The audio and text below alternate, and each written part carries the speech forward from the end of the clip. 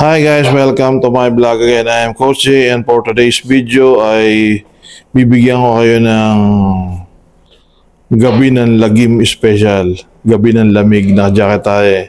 So lamig na lamig. So na-inspire akong gumawa sa ganitong mga content at napapanahon. So ang i-share ko sa inyo ngayon ay tungkol sa Philippine mythical creature na tinatawag na busaw. Ano ba yung busaw? Yung busaw ay isang uri ng aswang. So, sa Pilipinas, maraming sa Philippine Pokery o sa Philippine mythical creatures, kasama yung aswang sa mga pinaniwalaan natin. Namin pala, kasi may mga hindi naniniwala. Pero kung tatanungin nyo kung nakakita na ako ng aswang, siyempre wala.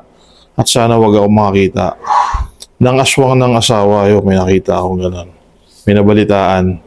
Pero yung aswang na ang description na nakakain ng tao, wala pa naman ako nakikita. Puro lang kwento. So, etong busaw, ito ay isang uri ng aswang na kumakain ng bangkay. So, marami siyang katawagan. Tinatawag siya sa iba na balbal, sa ibang lugar naman ay sigbin. Pero pagkakalam ko, iba pa yung sigbin, ibang description niya. Yung busaw, ang sabi nila, ayon sa sabi-sabi, ay ito lang yung aswang na kahit may araw pa, pwede siyang lumabas. Usually, malapit siya sa mga sementeryo nakatira, doon siya nanguha ng mga makakain niya. Pero nagiging nagiging itsurang tao din siya. So, katulad ng mga nababalita natin sa mga aswang, pagkagabi ay isa lang siya nagiging aswang, sa araw nagiging tao siya. So, itong busaw na to na sinasabi, pag ninakaw daw niya, di umano ang bangkay nung isang namatay, ay pinapalitan niya ng katawan ng saging. So, may paglalamayan pa rin naman kayo. Kaya lang katawan na yun ng saging. Usually, laging mga katawan ng saging ang ginagamit pagdating sa ayon sa sabi-sabi na naman, di umano ay katawan ng saging ang lang ipinapalit sa katawan ng tao kasi siya yung mabilis shifter. Parang nadideceive nila yung mga tumitingin sa pamamagitan ng katawan ng saging. Ganon siya.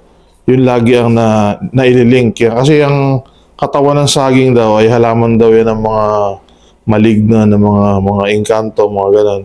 Ganon yung sinasabi nila. Di umano. Wala pa tayong dyan eh.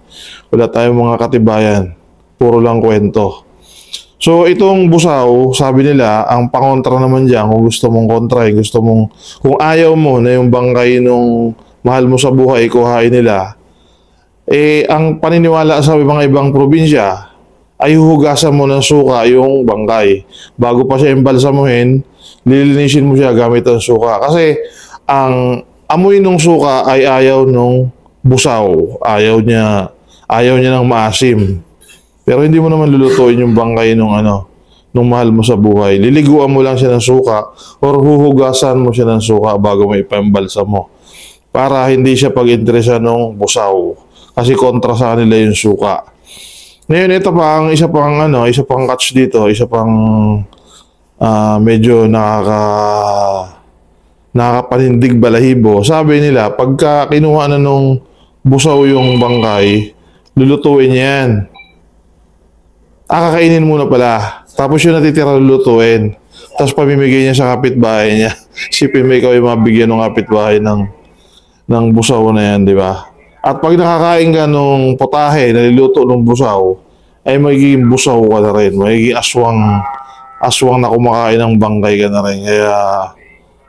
Kaya dapat wag tayong natanggap ng mga lutong ulam ng mga hindi nating kabisadong tao. Kaya malay mo, totoo, di ba?